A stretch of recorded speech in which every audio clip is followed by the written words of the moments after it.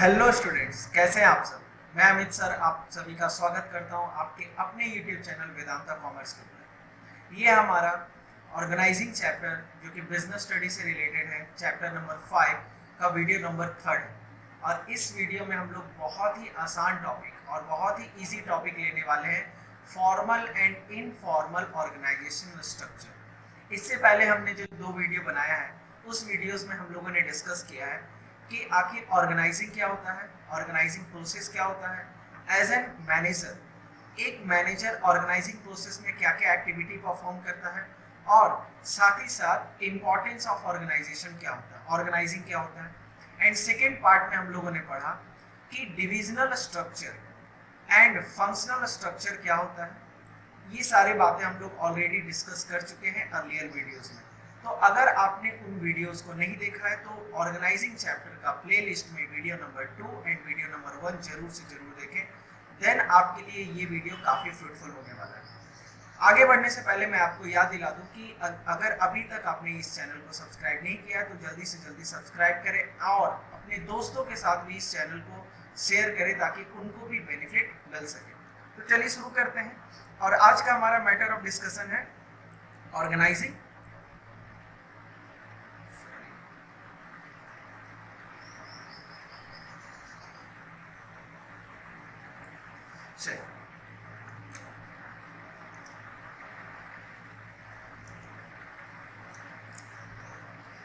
Formal organisation है ना। आज हमारा मैटर ऑफ डिस्कशन है चैप्टर ऑर्गेनाइजिंग के ऊपर। टॉपिक हम लोग कंसीडर करने वाले हैं फॉर्मल ऑर्गेनाइजेशनल स्ट्रक्चर।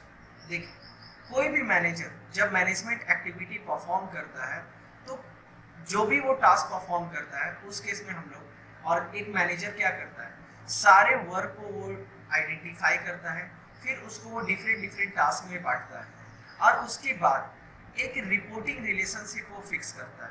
यानी कि कौन किसके अंडर में काम करेगा, किस बंदे का क्या जॉब रोल होगा, किसके पास क्या रिस्पॉन्सिबिलिटी है, किसके पास क्या पावर है, कौन किसके अंडर में काम करेगा।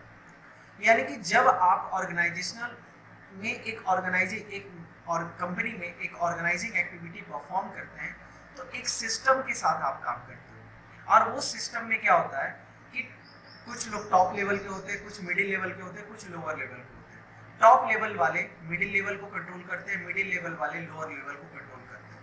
और कहीं ना कहीं कोई ना कोई किसी का बॉस होता है, कोई ना कोई किसी का सबऑर्डिनेट होता है ना। जैसे कि मैं अगर मैनेजर हूँ और आप लोग मेरे अंडर में काम कर रहे हो तो कहीं ना कहीं ये होगा कि आप मेरे दिए गए रिस्पॉन्सिबिलिटी को फुलफिल करोगे और आपको उस टास्क को फुलफिल करने के लिए मैं कुछ आपको पावर दूंगा।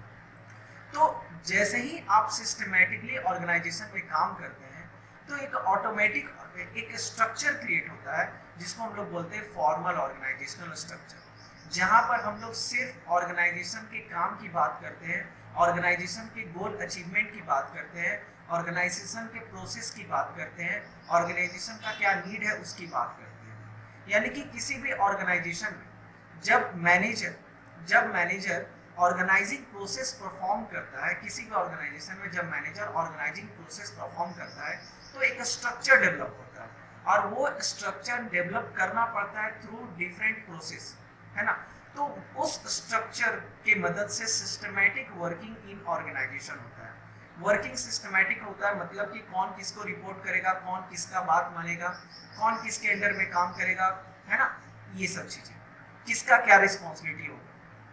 तो उस केस में जब सारे बंदे को पता है कि किसका क्या जॉब रोल है, कौन बंदा क्या काम करेगा, तो होता क्या है, इफिशिएंट यूटिलाइजेशन ऑफ रिसोर्सेज का फुलर से फुलर यूटिलाइजेशन होता है।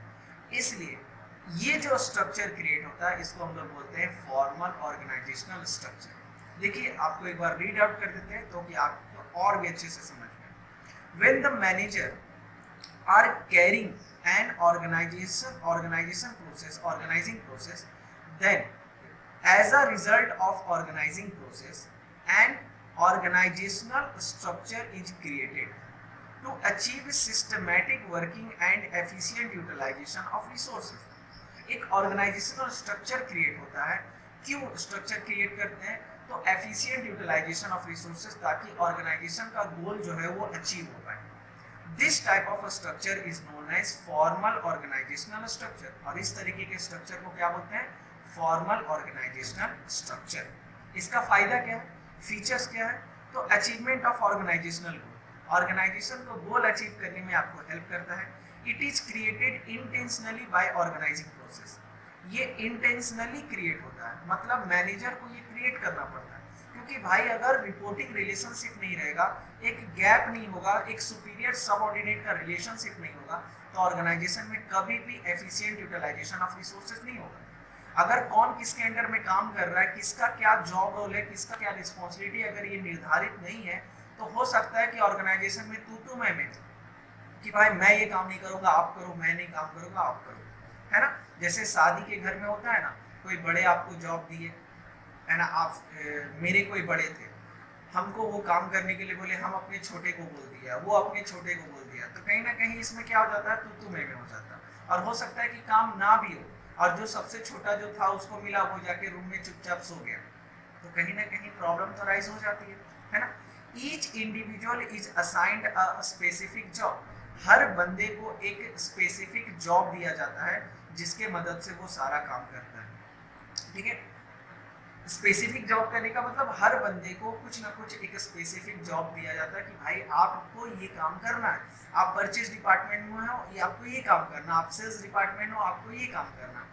Every individual is assigned up with authority and decision making power, और हर इंडिविजुअल को कुछ ना कुछ पावर एंड कुछ ना कुछ अथॉरिटी दिया जाता है ताकि वो डिसीजन ले सके, क्योंकि किसी भी काम को करने के लिए डिसीजन मेकिंग बहुत होना चाहिए, है ना। कहने का मतलब किसी भी काम को करने के लिए डिसीजन मेकिंग पावर जो है उसका होना बहुत जरूरी है। तो इस वजह से फॉर्मल ऑर्गेनाइजेशन में जैसे ही रिस्पॉन्सिबिलिटी दिया जाता है सुपीरियर के द्वारा, तो सुपीरियर साथ ही साथ उस काम को करने के लिए, रिस्पॉन्सिबिलिटी को फुलफिल करने के लिए जितना अथॉरिटी, जितना पावर का रिक्वायरमेंट है, वो भी साथ ही साथ वो डिलीवर करता है। एडवांटेज की बात करें तो एडवांटेज ऑफ फॉर्मल ऑर्गेनाइजेशन क्या है? सिस्टमैटिक वर्किंग, एकदम इजी है, सिस्टमैटिक वर्किंग होगा। अचीवमेंट ऑफ ऑर्गेनाइजेशनल गोल, अगर आप फॉर्मली काम कर रहे हैं तो ऑर्गेनाइजेशन का गोल भी अचीव होता है। कोऑर्डिनेशन, कोऑर्डिनेशन बना रहेगा सारे डिपार्टमेंट के बीच में, है ना, सारे डिपार्टमेंट के बीच में कोऑर्डिनेशन बना हुआ रहेगा। कोऑर्डिनेशन मतलब सारे डिपार्टमेंट एक दूसरे से मिल के काम करेंगे।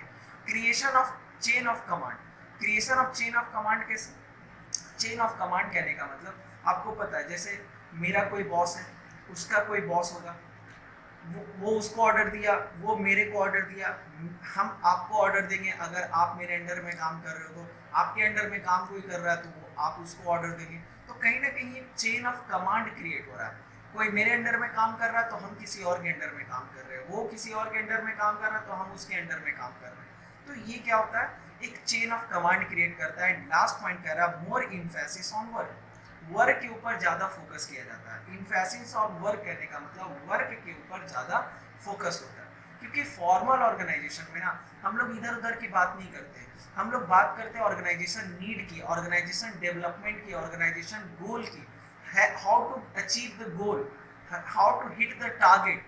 तो इसकी चूंकि हम लोग डिस्कशन करते हैं, इसलिए आप कह सकते हो कि फॉर्मल ऑर्गेनाइजेशनल स्ट्रक्चर के कारण, फॉर्मल जैसे कि आप स्कूल जाते हो, आप कोचिंग क्लासेस जाते हो, तो वहाँ पर कहीं ना कहीं आपका रिलेशन टीचर के साथ क्या होता है? एक फॉर्मल रिलेशन होता है, और आप जिस काम के लिए वहाँ जाते हैं वही काम करते हैं, यानी कि पढ़ाई करते हैं।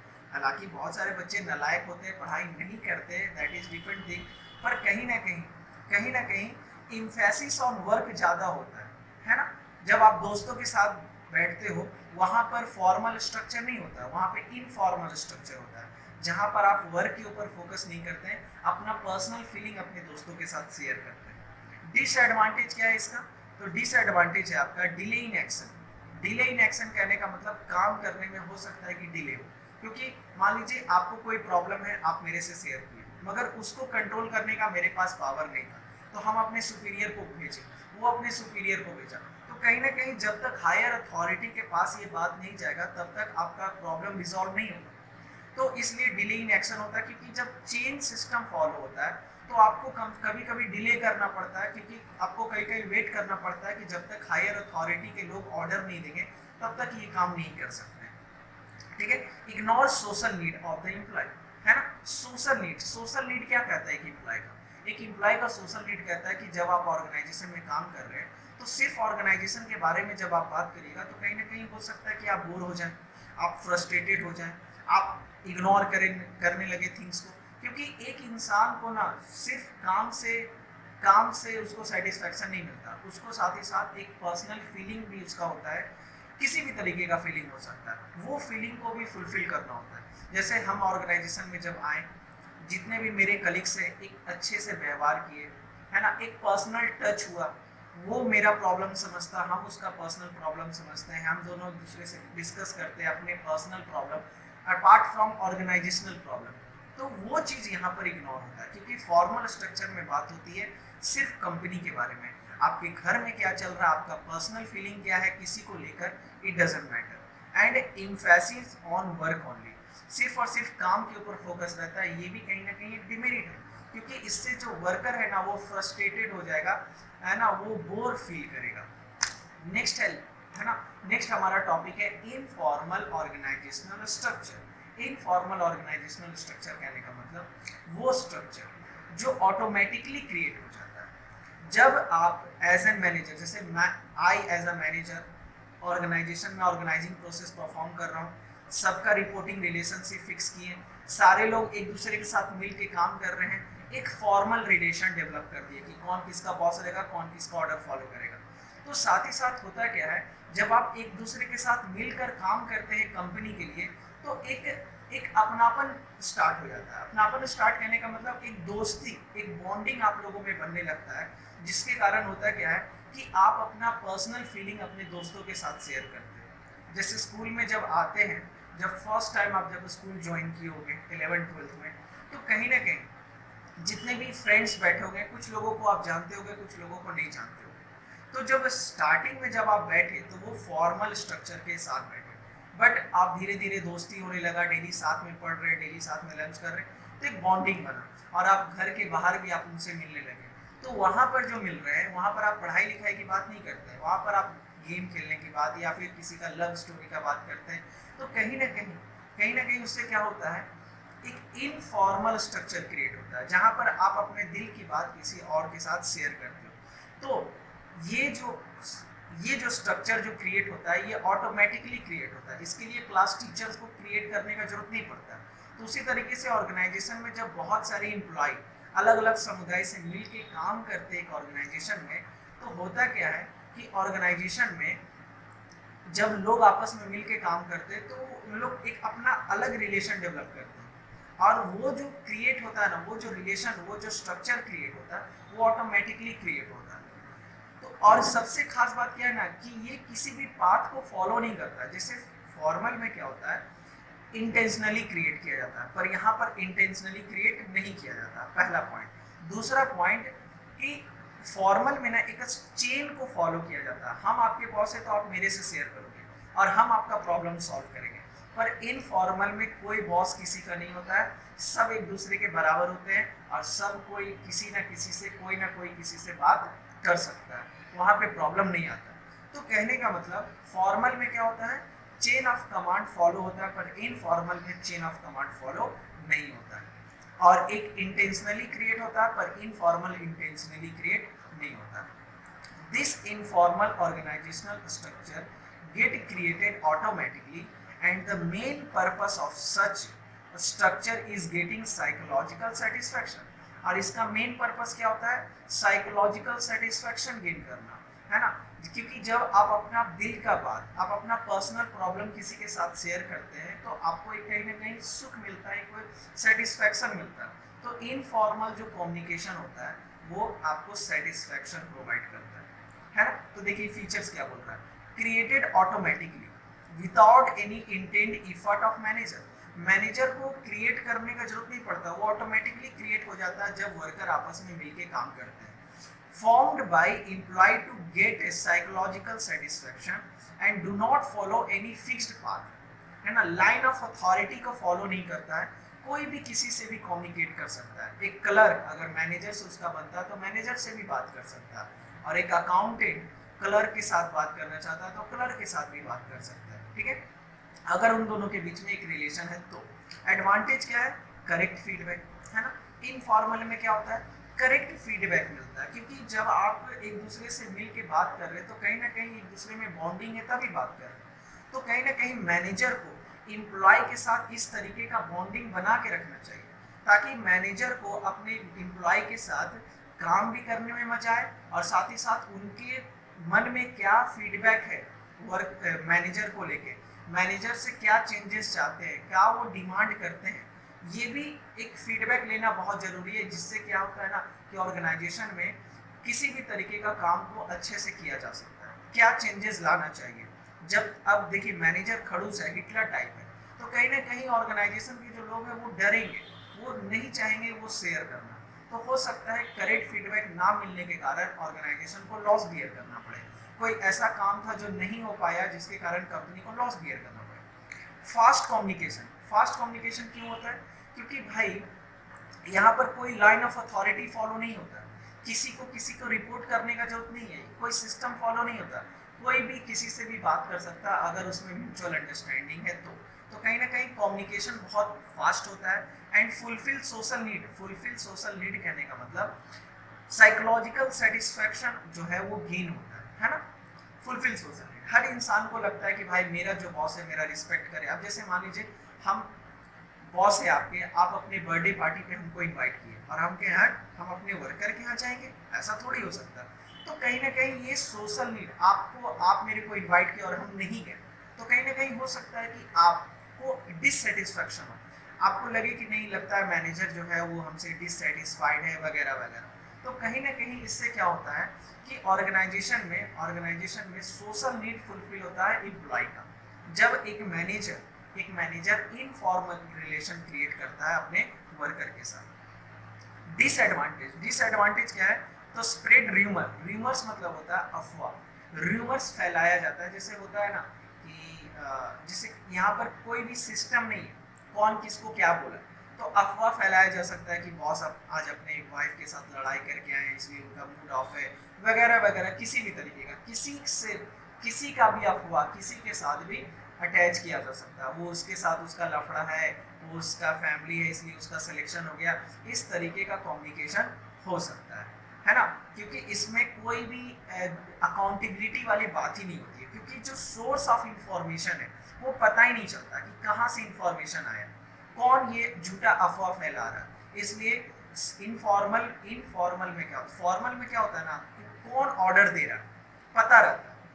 प्रोडक्शन डिपार्टमेंट में ऑर्डर कौन देगा, प्रोडक्शन मैनेजर। सेल्स डिपार्टमेंट में ऑर्डर कौन देगा, सेल्स मैनेजर। तो सेल्स डिपार्टमेंट में अगर कोई ऑर्डर आया तो जाहिर सी बात है सेल्स मैनेजर किया होगा, वो लिखित रूप में होता है, फॉर्मल लेटर में होता है जहाँ पर मैनेजर का साइन होता है। पर इनफॉर्मल कम्युनिकेशन कुछ होता है कोई भी तरीके का, कि जैसे बॉस जो है वो अपने घर पे लड़ाई करके आए, तो इसमें कभी लेटर इशू नहीं होता, इसलिए किसी भी तरीके का र्यूमर जो है वो फैलाया जा सकता है। नो सिस्टमैटिक वर्किंग, कोई चेन ऑफ कमांड वगैरह नहीं होता। मे ब्रिंग निगेटिव रिजल्ट, आपको पता है ज्यादातर अफवाह जो फैलता है 70% जो भी अफवाह फैलता है कि रिसर्च से पता चला है 70% जो अफवाह फैलाया जाता है वो इनफॉर्मल कम्युनिकेशन के थ्रू फैलाया जाता है ना।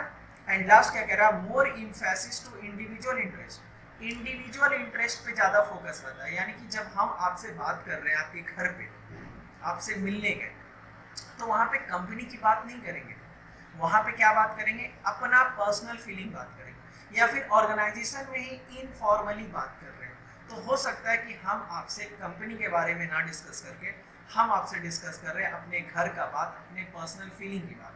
तो ये होता है इनफॉर्मल ऑर्गेनाइजेशन का डिसएडवांटेज। इस वीडियो में बस इतना ही, और अगले वीडियो में हम लोग बात करेंगे डेलीगेशन के बारे में, है ना, डेलीगेशन ऑफ अथॉरिटी के बारे में। तो आई होप कि आपको ये वीडियो समझ में आया हो और आपको काफ़ी अंडरस्टैंडिंग मिला होगा कि किस तरीके से ऑर्गेनाइजेशन में दो तरीके का स्ट्रक्चर क्रिएट होता है, एक फॉर्मल और दूसरा इनफॉर्मल। ठीक है, तो अगर आपको ये वीडियो पसंद आया तो आप अपने दोस्तों के साथ शेयर करें एंड लाइक करना ना भूलें। अगर किसी भी तरीके का फीडबैक है तो आप ज़रूर से ज़रूर कमेंट बॉक्स में लिखें, ताकि मुझे भी पता चले कि आखिर आप और क्या चेंजेस चाहते हैं। Till then, thank you so much, bye bye, take care.